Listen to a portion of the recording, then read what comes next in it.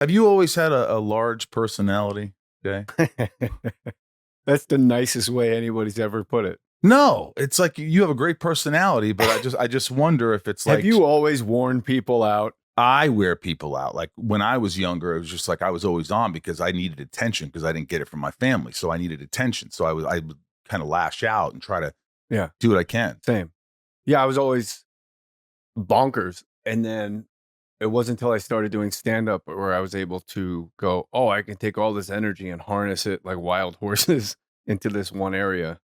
You know, you know what I mean? Like Yeah. I could just focus this on doing stand-up and going crazy, just writing, performing, going, traveling, going all over the place. But don't you think it comes out of a place like, for me, it's anxiety. And I didn't know I had anxiety growing up, but I had tons of anxiety. It's my moat. You know, like a moat around a castle. I can keep you on my side of the moat with it, or I can keep you on that side of the moat with it. So, you know, I and like love bombing. I'm a big love bomber back in the day. Like I just love everybody. Inundate you with stuff. Just overwhelm you with stuff. Here's a meme. Here's this. Here's a YouTube clip. Here's this. I drew this for you. I mailed this to you. Like just don't. Why do you think you do that? I need you to like me.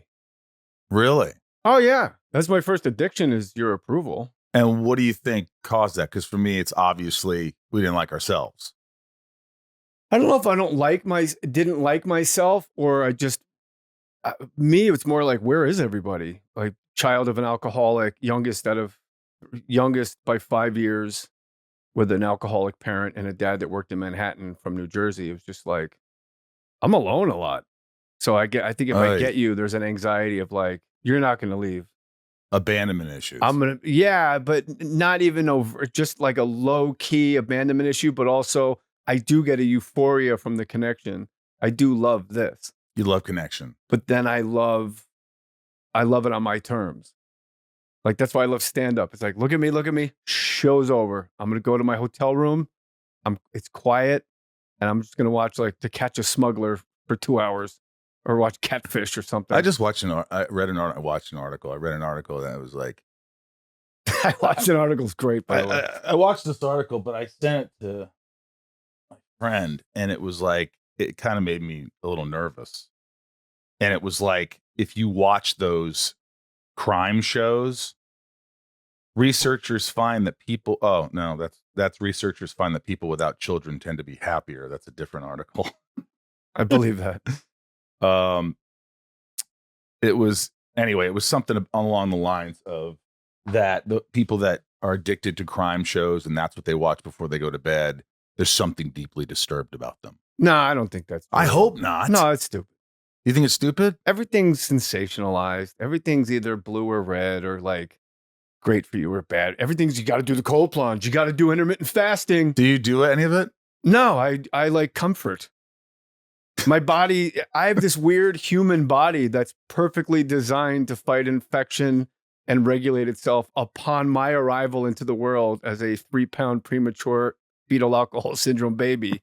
It fights its own, it's like, oh, no wonder I only live to be 90. I wasn't cold plunging and squeeze out that 92. Scientists say that if you cold plunge, like where's all this science? How long have they been doing this? It's your lymphatic system and yeah, okay. Right. Every time, how many times for a while though, admit it, you would screenshot certain things because you're like, I want to, and you never try it. I'll screenshot exercises that I'll see, like some chick with like the cord going through her, like I'll see like a certain, that sounds very weird.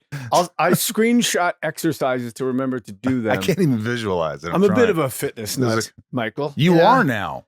Well, as Colin Quinn would say, that's one way. That's a perfect Colin Quinn. Well, that's one way of looking at it. Do you think Colin Quinn's really funny? He's amazingly funny. Really, because I knew him from like Remote Control Continues, and all that stuff. I've never really seen his stand up. Watch History of the World when he just does the entire history of the world in an hour and breaks down. Brilliant. Ottoman Empire, the Iraq War, all like why. Yeah. All right. Islam. It's all daddy issues. No, Mary, you like my friend? You like my card? You can have my card. Oh, he's the best.